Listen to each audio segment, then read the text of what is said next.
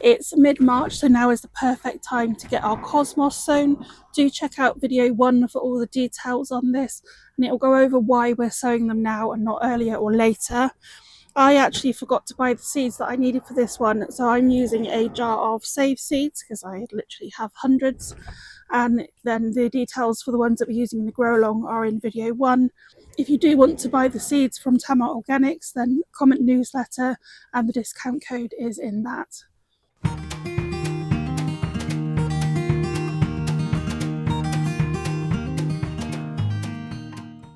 So I'm going to do this in 2 different ways this time, and you can choose whichever's easier for you.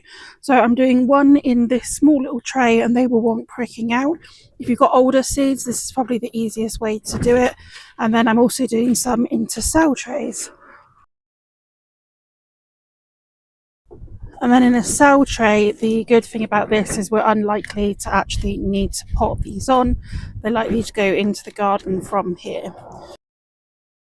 This is peat-free multi-purpose compost that has been sieved. We want to make sure that this compost is reasonably fine and it's got plenty of oxygen in it for these seeds.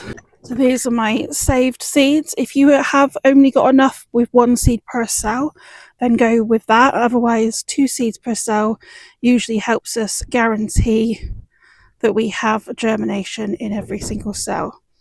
And then we're just going to push them in to each of the cells. If both seeds do happen to germinate, then all I'll be doing is actually cutting off one of these as not to upset the roots of the other plant. I'm going to grab a bit more compost and just top them off. Make sure there's plenty on there. They will settle down.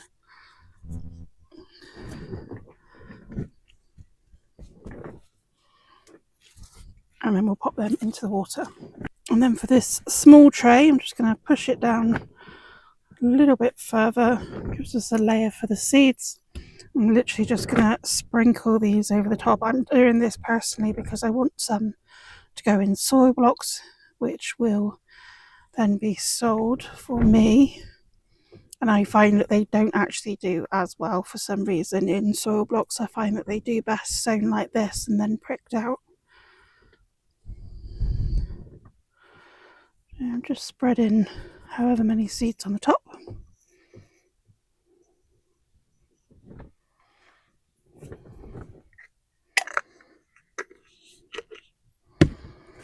And then just add in a layer of compost over that.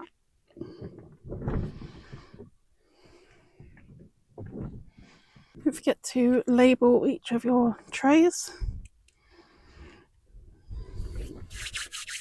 And then that one's going to go into the water as well. Once our trays have soaked up all the water that they need, the next step is to pop them either inside the house where it's going to be that little bit warmer, or outside in an undercover space.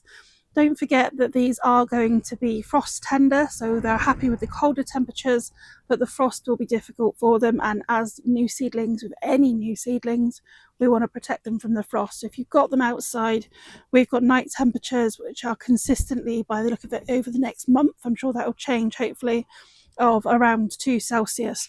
So that gives us a frost risk for a lot of time.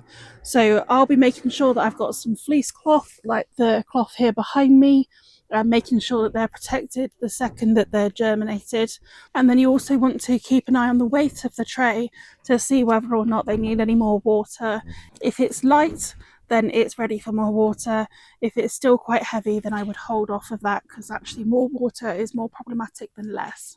If you are germinating them in the house, then I would try to bring them outside under cover once they have germinated, just because it's going to be easier to stop them getting leggy and not have to use lights and things like that. The next time that we'll be looking at these is when we prick out the ones that I've done in the tray, so I've sewn them all together. And then we'll be looking later on at actually pinching out the tops, which encourages a bushy plant, but we'll talk more then about how that works and why we do it.